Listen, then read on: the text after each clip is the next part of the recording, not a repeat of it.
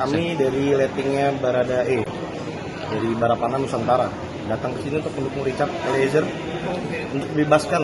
Kalau bisa bergabung lagi bersama kami. Oh, begitu. Itu harapannya. Harapan kami begitu. Maksud kedatangannya ini kan kemarin kan sebelumnya belum pernah datang itu. Ya.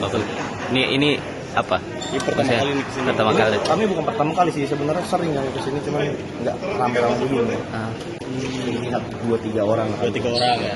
Ini berapa orang yang akan datang gitu? Yang datang tuh kira-kira kami yang sudah sampai tuh baru 20, nanti di jalan tuh masih ada sekitar 30 atau 40 orang. 30 sampai 40 orang ya.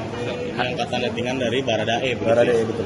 Nah, setelah mendengar dari JPU ada tuntutan 12 tahun nih, bagaimana tanggapan Abang sendiri sebagai lettingan? Kalau menurut saya sih sebagai saudaranya, saya menganggap bukan temannya, tapi saya saudaranya.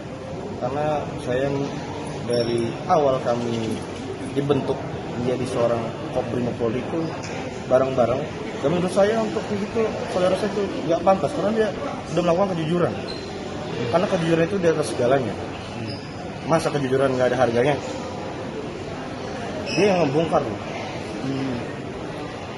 Selama ini apa bentuk sport yang disampaikan ke Baradae? Sudah banyak, kami sudah melakukan berbagai banyak hal di luar sana, berbentuk dukungan dari komandan-komandan kami yang mendukung kami juga sebagai kita anggota juga. Kami ini sebagai bawahan Pak, bukannya kita petinggi atau bagaimana. Kita ini pangkat paling terendah di Polri ini, tapi gimana caranya kita ini pangkat paling terendah tapi dihargai.